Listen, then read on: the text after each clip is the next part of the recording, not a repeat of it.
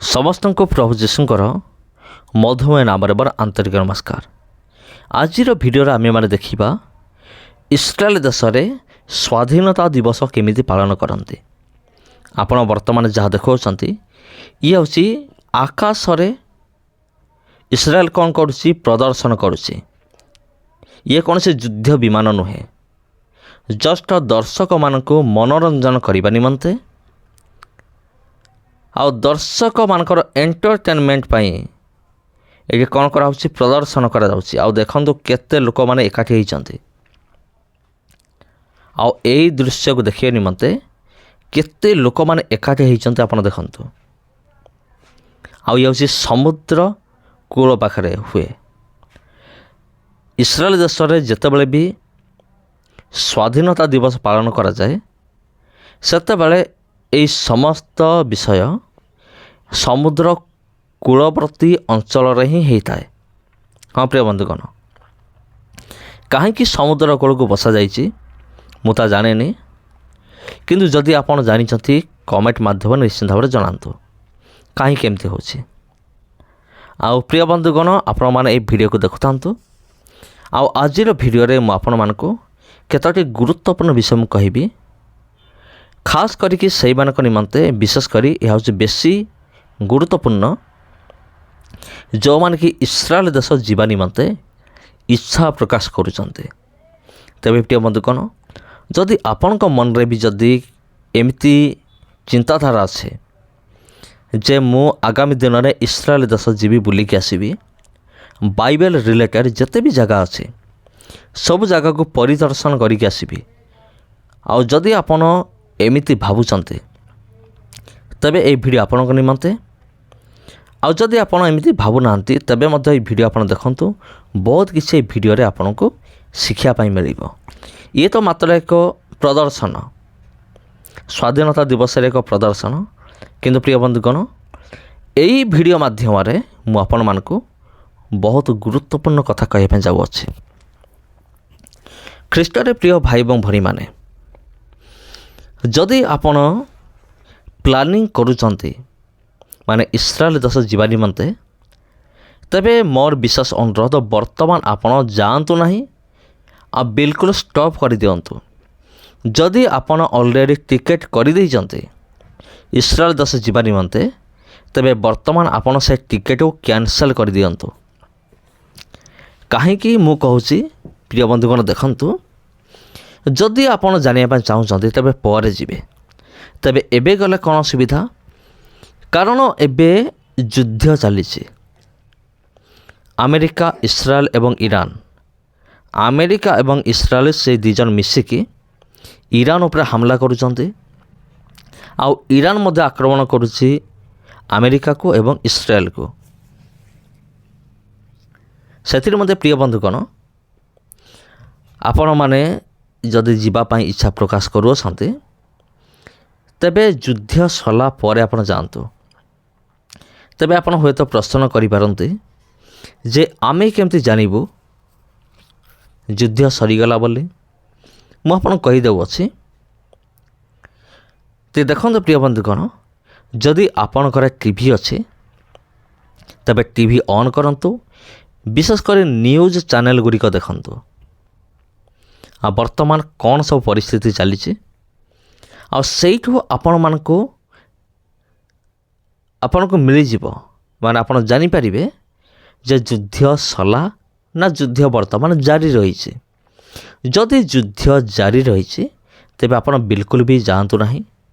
ଯଦି ଯୁଦ୍ଧ ସମାପ୍ତ ହୋଇଯାଇଛି ତେବେ ଆପଣ ଯିବା ପାଇଁ ପ୍ଲାନିଂ କରନ୍ତୁ। ହଁ ପ୍ରିୟ ବନ୍ଧୁଗଣ, ଯଦି ଆପଣ ପ୍ରକୃତରେ ଯିବା ପାଇଁ ଇଚ୍ଛା ପ୍ରକାଶ କରୁଅଛନ୍ତି ତେବେ ଆପଣ ଯୁଦ୍ଧ ପରେ ଆପଣ ଗଲେ ଭଲ ହେବ, ବହୁତ ଭଲ ହେବ।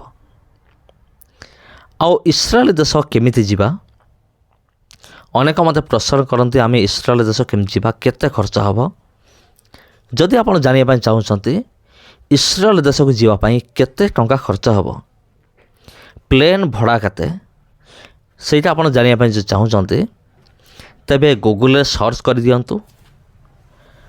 ଆଉ ପ୍ରକୃତରେ ପ୍ଲେନ୍ ଭଡ଼ା କେତେ, ଇଣ୍ଡିଆରୁ ଇସ୍ରାଏଲ ଦେଶକୁ ଯିବା ପାଇଁ ପ୍ଲେନ୍ ଭଡ଼ା କେତେ ଲାଗିବ, ସେଇଠୁ ଆପଣ ସବୁକିଛି ଜାଣିପାରିବେ। ଆଉ ପ୍ରିୟ ବନ୍ଧୁଗଣ, ଯଦି ଆପଣ ଯିବା ପାଇଁ ବାହାରିଛନ୍ତି, ଯଦି ଯୁଦ୍ଧ ସମାପ୍ତ ହୋଇଗଲା ତାପରେ ଯଦି ଆପଣ ଯିବା ପାଇଁ ବାହାରିଛନ୍ତି, ତେବେ ପ୍ରିୟ ବନ୍ଧୁଗଣ ଆପଣ ଭିସା ଏବଂ ପାସପୋର୍ଟ ରେଡ଼ି କରିବାକୁ ପଡ଼ିବ। ଆଉ ଏଇଟା କେଉଁଠି ହେଉଛି ଆପଣ ଟିକେ ବୁଝି ନେବେ, ଆପଣଙ୍କ ଲୋକାଲ୍ ଏରିଆରେ କେଉଁଠି ହେଉଛି। ଯଦି ଆପଣଙ୍କ ଲୋକାଲ୍ ଏରିଆରେ ଯଦି କେଉଁଠି ହେଉନାହିଁ, ତେବେ ଆପଣଙ୍କୁ ଦିଲ୍ଲୀ ଯିବାକୁ ପଡ଼ିବ। ଦିଲ୍ଲୀ ଯାଇକି ସେଠି ଆପଣ ଭିସା ଏବଂ ପାସପୋର୍ଟ ପାଇଁ ଆପଣଙ୍କୁ ଆପ୍ଲାଏ କରିବାକୁ ପଡ଼ିବ। ତାପରେ ଆଉ ଦୁଇଟା କଥା ମୁଁ କହିବାକୁ ଅଛି। ପ୍ରଥମ ବିଷୟ ହେଉଛି ଆପଣଙ୍କର କୌଣସି କ୍ରିମିନାଲ ରେକର୍ଡ଼ ନଥିବା ଦରକାର। କୌଣସି ବି ଥାନାରେ ଆପଣଙ୍କର କୌଣସି କ୍ରିମିନାଲ ରେକର୍ଡ଼ ନଥିବା ଦରକାର। ହଁ ପ୍ରିୟ ବନ୍ଧୁଗଣ, ତେଣୁ ଗୋଟେ କ୍ଲିୟରାନ୍ସ ଆଣିବେ ଥାନାରୁ, ଆଉ ଥାନାବାଲା ଲେଖିଦେବେ ଯେ এই ବ୍ୟକ୍ତିର କୌଣସି କ୍ରିମିନାଲ ରେକର୍ଡ଼ ନାହିଁ। ତାପରେ ଦ୍ୱିତୀୟ ବିଷୟ ହେଉଛି ଆପଣଙ୍କୁ ମନି ଏକ୍ସଚେଞ୍ଜ କରିବାକୁ ପଡ଼ିବ। ଦେଖନ୍ତୁ, ଆମର ଭାରତୀୟ ମୁଦ୍ରା ନାଁ ହେଉଛି ରୁପି, କିନ୍ତୁ ଇସ୍ରାଏଲ ଦେଶର ମୁଦ୍ରା ନାଁ ହେଉଛି ସେକଲ। ଆପଣଙ୍କୁ ସେକଲରେ ବଦଳାଇବାକୁ ପଡ଼ିବ, ମାନେ ଭାରତୀୟ ମୁଦ୍ରାକୁ। ଆଉ ଗୋଟେ ସେକଲର ମୂଲ୍ୟ କେତେ, ଯଦି ଆପଣ ଜାଣିବା ପାଇଁ ଚାହୁଁଛନ୍ତି ତେବେ ମୁଁ କହି ରଖୁଅଛି। ମୁଁ କିଛି ଦିନ ପୂର୍ବରୁ ମୁଁ ଚେକିଂ କରୁଥିଲି, 28 ଟଙ୍କାର ଉର୍ଦ୍ଧ୍ୱ ଥିଲା। ଗୋଟେ ଟଙ୍କାର ମୂଲ୍ୟ ହେଉଛି ଗୋଟେ ସେକଲର ମୂଲ୍ୟ ହେଉଛି 28 ଟଙ୍କାରୁ ଅଧିକ। ସେ ଅନୁସାରେ ଆପଣ ଏକ୍ସଚେଞ୍ଜ କରିବେ, ମନି ଏକ୍ସଚେଞ୍ଜ, ଯଦି ଆପଣ ଯିବା ପାଇଁ ଚାହୁଁଛନ୍ତି। ଆଉ ପ୍ରିୟ ବନ୍ଧୁଗଣ, ଆଉ ସେଠି ପହଞ୍ଚିଲା ପରେ ଆପଣ କ'ଣ କରିବେ, ଏକ ହୋଟେଲ ବୁକିଂ କରିବେ। ଆପଣଙ୍କୁ ଟିକେ ଖୋଜିବାକୁ ପଡ଼ିବ କେଉଁଠି ହୋଟେଲ ଅଛି ଯେଉଁଠି ଆପଣ ରହିପାରିବେ। ଆଉ ପ୍ରିୟ ବନ୍ଧୁଗଣ, ଯଦି ଆପଣ ଇଣ୍ଡିଆର ଥାଇକି ବି ଯଦି ହୋଟେଲ ବୁକିଂ କରିବେ ତେବେ ବି ହୋଇପାରିବ। ମୋର ହିସାବରେ ଆପଣ ଇଣ୍ଡିଆର ଥାଇକି ବୁକିଂ କଲେ ଭଲ ହେବ। ବୁକିଂ ହୋଇଗଲା ପରେ ଆପଣ ସେଠୁ ଓହ୍ଲାଉ ଡାଇରେକ୍ଟ ସେ ହୋଟେଲକୁ ଆପଣ ଯାଇକି ରହିପାରିବେ। ଆଉ ଯଦି କେବେ ଆପଣ ଯାଉଛନ୍ତି ତେବେ କମ୍ ସେ କମ୍ 15 କି 20 ଦିନର ପ୍ଲାନିଂ କରିକି ଯାଆନ୍ତୁ। କାରଣ ଯଦି ଆପଣ ଆଜି ଯିବେ, ପୁଣି ଗୋଟେ ଦିନ ପରେ ପୁଣି ରିଟର୍ଣ୍ଣ କରିବେ, ତେବେ ଯାଇକି କୌଣସି ଲାଭ ନାହିଁ। ହଁ ପ୍ରିୟ ବନ୍ଧୁଗଣ, ଯାଇକି କୌଣସି ଲାଭ ନାହିଁ। ଆଉ ଯଦି ଆପଣ ଚାହୁଁଛନ୍ତି ସେଠାକୁ ଯିବା ନିମନ୍ତେ, ତେବେ ଏହି ସମସ୍ତ କାମ ଆପଣ କରିବାକୁ ପଡ଼ିବ। ହୋଟେଲରେ ରହିବାକୁ ପଡ଼ିବ। ତା ସହିତ ଆପଣ ପ୍ରତିଦିନ ଗୋଟେ ଜାଗାକୁ ଆପଣ ଭିଜିଟ୍ କରନ୍ତୁ। ଆମର ଯେତେ ସବୁ ବାଇବେଲ ରିଲେଟେଡ଼ ଜାଗା ଗୁଡ଼ିକ ଅଛି, ଯେମିତିକି ଜର୍ଦ୍ଦନ ନଦୀ ହେଲା, କାନା ନଗର, ତାପରେ ଗେଥସମନି ବଗିଚା, ଏମିତି ଅଛି ପ୍ରଭୁ ଯୀଶୁଙ୍କର କବର ଅଛି, ତାପରେ ମାତା ମରିୟମଙ୍କର ଜନ୍ମସ୍ଥାନ, ଯେତେ ବି ଅଛି ଇସ୍ରାଏଲ ଦେଶ ଭିତରେ ଯେତେ ଅଛି ବାଇବେଲ ରିଲେଟେଡ଼ ଜାଗା ଗୁଡ଼ିକ, ଆପଣ ସବୁ ଜାଗା ଗୁଡ଼ିକ ଭିଜିଟ୍ କରନ୍ତୁ। ହଁ ପ୍ରିୟ ବନ୍ଧୁଗଣ, ତେବେ ମୁଁ ଆପଣ କହିଦେଲି ଆପଣ କେମିତି ଯିବେ, କ'ଣ କରିବେ, କେମିତି ରହିବେ। ଆଉ ଦେଖନ୍ତୁ, ସ୍ୱାଧୀନତା ଦିବସରେ ଏମିତି ପ୍ରଦର୍ଶନ କରାଯାଏ ଇସ୍ରାଏଲ ଦେଶରେ। ଏହାର ଅର୍ଥ ଏଇଆ ଯେ ଇସ୍ରାଏଲ ଦେଶ ମଧ୍ୟ କ'ଣ ଥିଲା, ଗୋଲାମୀରେ ଥିଲା, ଅର୍ଥାତ୍ ଦାସତ୍ୱ ବନ୍ଧନରେ ଥିଲା। ମାନେ ଇସ୍ରାଏଲ ଦେଶ ମଧ୍ୟ ପରାଧୀନ ହୋଇକି ଥିଲା। କିନ୍ତୁ ଗୋଟିଏ ଦିନ ଇସ୍ରାଏଲ ଦେଶ ସ୍ୱାଧୀନ ହେଲା। ସ୍ୱାଧୀନ ହେବା ପରେ ସେଇ ଦିନଠାରୁ ଏମିତି ଏଇଠି ପାଳନ କରାଯାଏ। ଆଉ ଏଠାରେ ଏକ ବହୁତ ସୁନ୍ଦର ପ୍ରଦର୍ଶନ ହୁଏ। ଏରୋପ୍ଲେନ୍, ଜେଟ୍ ଗୁଡ଼ିକ ପ୍ରଦର୍ଶନ କରାଯାଏ। ଆଉ ସମୁଦ୍ର ଉପକୂଳବର୍ତ୍ତୀ ଅଞ୍ଚଳରେ ଯେଉଁଟା ଦେଖିବା ପାଇଁ ଲୋକମାନଙ୍କର ବହୁତ ଭିଡ଼ ଜମେ।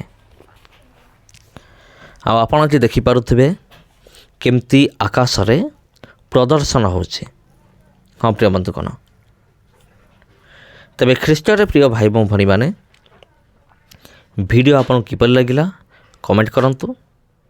ଯଦି ଚ୍ୟାନେଲକୁ ପ୍ରଥମ ଥର ପାଇଁ ଆସିଛନ୍ତି, ଚ୍ୟାନେଲକୁ ସବସ୍କ୍ରାଇବ୍ କରନ୍ତୁ ଆଉ ଭିଡ଼ିଓକୁ ଆପଣ ସେୟାର କରନ୍ତୁ।